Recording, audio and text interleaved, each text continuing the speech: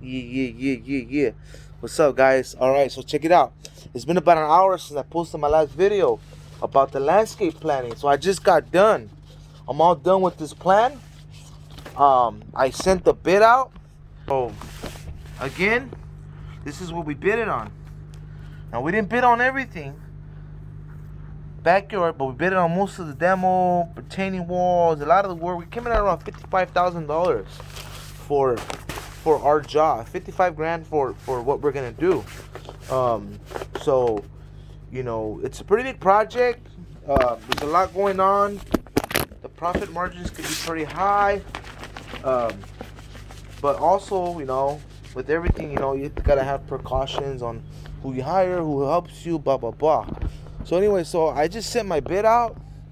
I just gotta wait to hear back from the customer, and see what they say, how they feel about the price, and if they have any questions, any concerns, and back and forth, on details, things I might have missed out, or things like that. So I don't expect to get an answer off the bat. I'm probably gonna get a call like, hey, blah blah blah.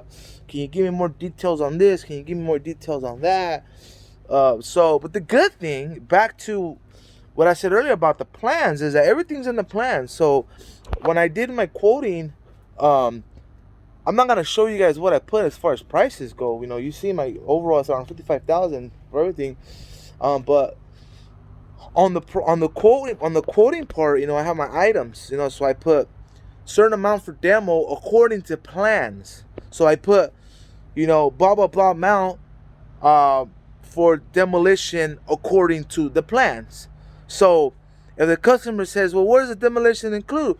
Well, just read what's in the plans, and whatever's in the plans, that's what includes on my price. So I'm giving you the price based on your plan. So I'm saying blah blah blah for demo. This includes demo, according to plans. Also includes complete haul off, take all the debris, don't turnkey job. So that's a good benefit thing about having plans, because they can go back to the plans and they can say, okay. So if this guy's saying according to plans, now the plan says this and this and this and that. So I expect to get this and this and that. And if you don't get that, then they can say, hey, well, that's according to plan, and you're not doing that, or you didn't do that, you missed that, so you got to get it done before we pay you, or blah blah whatever.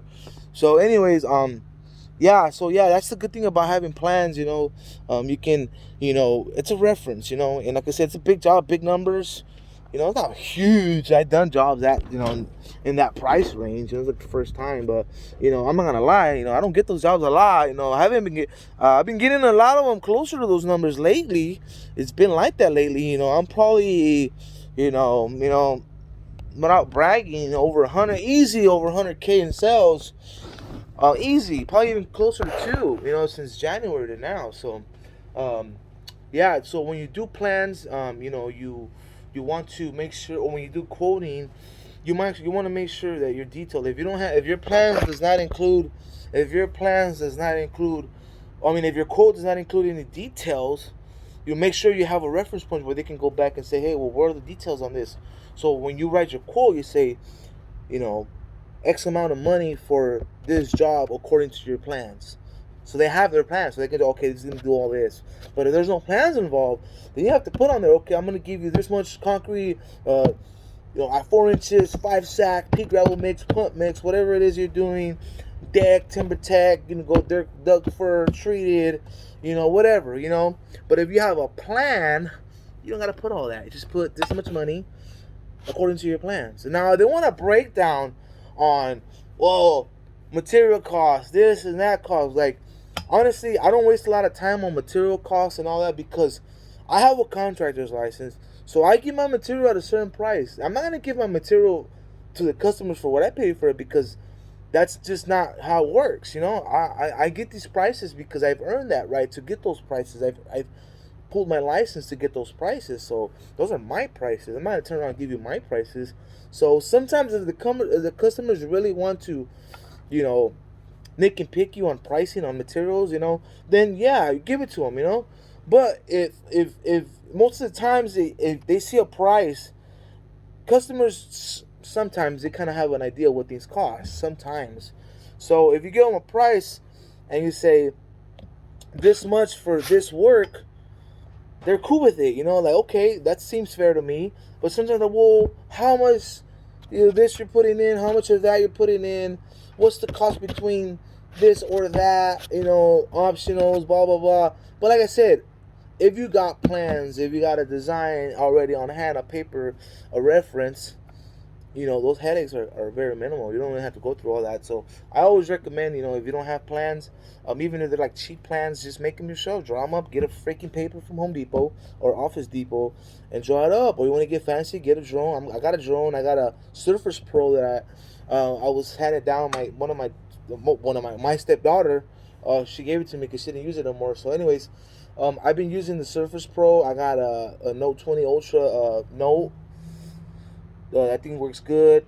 So yeah, there's just innovation. You gotta innovate and kind of adapt to technology. And those are things I'm gonna get on in another video about.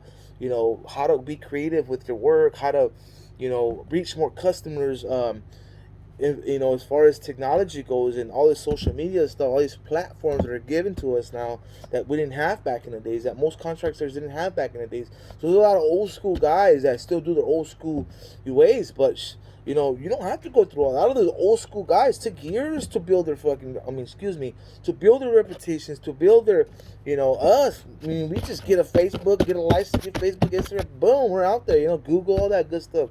So we don't have to go through a lot of the stuff they got through. We can actually, as a business owner, it's so easy now to expand your business and to, take advantage of all these avenues that are given to us. In this era, in this day and age, that if you're not successful in what you do, then you probably ain't doing something right. You're lacking in communication. You're lacking in reaching customers. You're lacking in different things that are really affecting your business and your overall cash flow. So with me, I'm at a point now where I have all these platforms that I use to obtain customers, obtain work, obtain client, things that I do. I still go pull over, get off my truck. I see people working on their yards. I'll pull over and talk to them. The other day, some guy's like, "Hey man, I want to get a quick quote on something. What do you do?" So I like, "Oh, look, I do all this. I'm a landscape contractor. I could do it all." And I go, "Nah, you just sound too expensive for me." Like, wait a minute, bro. Like, I just got done doing $100 job. There's no margin, big or small, for me, because that $100 job today might turn into a 2 grand job in a month from now, in a year from now, 2 years from now. You don't know that. So that's a customer, and the customers appreciate that when they know that you obviously could be somewhere else making bigger money, but you decided to help them and do their little job that to them they might feel like you really don't care about that job, but you can't look at it like that. Job's a job, whether it's $50, $100, whatever. That's how I started in landscaping. I started as a gardener, and pushing them more when I first quit my job and jumped into the field. I was pushing them more most of my time. But while pushing them more, I would communicate with customers and I had some experience. So I've been in landscaping. I'm gonna do a video about all that. About how I started in the field. But anyways, I don't want to get into deep into this. But like I said, back to my plans and everything, my bids. I just put in my bid. The plans are done. I was able to knock it out in about like an hour. I thought half hour, but an hour.